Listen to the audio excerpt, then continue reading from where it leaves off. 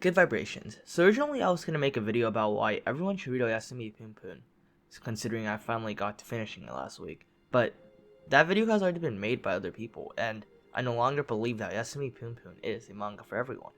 So instead I'll be talking about a certain group of people within the Oyasumi Punpun universe, the Pegasus Ensemble. I don't know if you realized yet, but this video contains major spoilers for Oyasumi Punpun. So if you don't want to be spoiled, click off this video. While I don't believe that this manga is for everyone, I still believe it's one of the greatest mangas ever made. If you're confident in your mental fortitude, then I highly suggest you give this manga a read. If you aren't, this manga will probably just fuck up your mental state, and I don't want that for you. Punpun is without a doubt the most interesting character in Oyasumi Punpun, but that's only because we spend so much time with him, and we just keep seeing him suffer over and over again. But the most eccentric character in Oyasumi Punpun is easily Pegasus, a self-proclaimed prophet and leader of the Pegasus Ensemble. A man who claims he can see the future, but he is unable to control what he sees. And within the story, we are told about the many things that he has managed to predict, and the one thing he has predicted in the future is the destruction of Earth. And he has a devoted group of followers within the Pegasus Ensemble that is dedicated along with Pegasus himself to save the Earth. But what was the role of the Pegasus Ensemble and Pegasus himself? Considering the story is centered around Punpun, isn't it weird that a seemingly major character in the story almost never interacts with him? Pegasus on paper should be nothing more than a background character for world building, but something about him just makes people remember and think about him. Many readers hate him, and I've heard of people who just straight up skip the chapters that are dedicated to Pegasus himself, and when you skip all his parts, it really doesn't affect the cohesion of the story. That is how little Pegasus actually is involved in Punpun's life.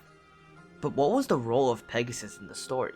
Well, in an interview with Inio Asano, the creator of Oyasumi Punpun, he claims that adding Pegasus to the story was his interpretation of wanting to add a shonen aspect to the story. Oyasumi Punpun as a story is far from shonen. Now you may be wondering, how the hell does a crazy cultist serial home invader represent shonen? Let's think about it a bit more. What is Pegasus doing in the story?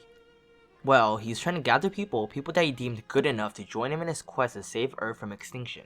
His plan to prevent the Earth from being struck by a meteor ended. Okay, let's simplify things a bit more. Pegasus is gathering a group of good people to protect other people.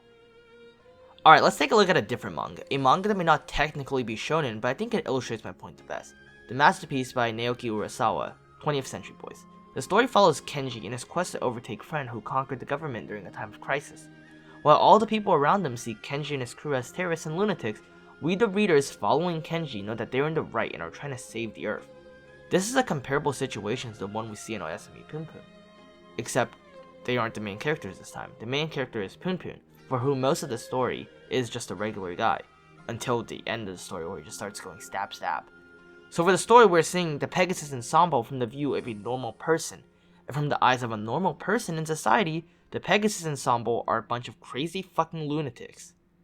Just like how the people in 20th Century Boys saw Kenji's crew. But this isn't just speculation. Yup, that's right, bitch. It's time for a primary source. Inio Asano himself. Also, I don't have, the video footage of this interview, so I'm just gonna read it pretending I'm Inio Asano. This might be really cringe. If it weren't for Pegasus and company, a meteor or something would have crashed into Earth and driven mankind to extinction, just like Punpun and Aiko wanted.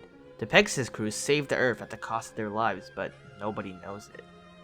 As stupid as it may sound, it is canonically confirmed that Pegasus saved the Earth. Another huge factor for the existence of Pegasus and his crew in the manga is for the sake of self-expression for Asano. Let's be honest, the story of Oyasumi Punpun isn't a story that normal people can come up with. Throughout many interviews, Inio Asano has made it clear that he was using the story for Oyasumi Punpun as a way of saying things he wanted to say. And once again, I'll quote the same interview. I wanted to use Pegasus as a mouthpiece for the sort of things I couldn't make Punpun say, because Punpun was already defined as a character. At the time of Pegasus' introduction, the Tohoku earthquake had just happened in Japan, and Asano was infuriated by people who continued living on with their life as if nothing had happened. And as Asano didn't use social media at the time, he found that introducing a character that could voice a different side of him was necessary. He used the character to criticize the world, and I quote from the same interview once again. I found that the earthquake exposed the morals that people normally hide. I didn't use Twitter at the time, so I was totally silent because I didn't have any tools to express myself. But I did follow what everyone was doing and saying, and it was really ugly, watching people attack others and getting so holier than thou about the whole thing. I think it's pretty fair to say that Oyasumi Punpun as a story is Inio Asano's thoughts. But Pegasus as a character represents not only shonen mentality, but also Inio Asano as a person. Let's take a look at not just Pegasus, but also his crew of people. The Pegasus ensemble is made up of Pegasus and the 12 other members. Okay, and before I start naming all the characters, I just want to say, these are the weirdest fucking names in all of manga. I don't feel comfortable reading them, but I will anyways because they're pretty funny. So first we got Pow Pow Channel, who's an idol fanatic in his 30s. Echoback, a socially awkward woman in her 30s as well. White Pig, a girl in her 20s who is in a maze and believes that girls can do magic. Having one battery left is troublesome is a web designer in his 30s who likes mysterious organisms. Love Infinity is another guy in his 30s. He's a nerd. Ass Hamburger, a shy girl in her 20s who wants to become a seiyuu. Guardian Angel Chibobo Gigi, a mother of two who is into ceramics, a likely tribute to the women in the first half of the story who harassed Yuichi. Contrary is a former gang member in his 30s. Sweet Pretty Lonely Heart Fluffy Bro is a mathematics professor who is the co-founder of the orchestra and seemingly the mastermind behind Pegasus. Pussy Princess, she's depressed. Freezy, our boy Shimizu, who believes in a poop god and also constantly has snot coming out of his nose. Weekly Big Comic Spirit is an African male in Japan who believes he has superpowers. I think there is one thing that is true among all these people. They're social outcasts. But more importantly, along with Pegasus, this makes up 13 social outcasts. That is how Asano sees himself and us, the readers. He believes that people who are reading this manga are social outcasts, as this manga is pretty weird and generally uncomfortable to read. Asano thinks that the people who stuck to the end, as the 12 followers did, are willing to read anything he produces, and honestly, I've read most of what Asano creates as long as it isn't horrible. Why? Because Asano's writing is captivating, and his work reflects that. That didn't make sense. Moving on. So in all honesty, Pegasus as a character does not progress the story any further, but he is essential just for the sole reason that Asano needed him to keep on writing. Every major character in Oyasumi Punpun reflected some part of Asano's life, and Pegasus may just be the most important one.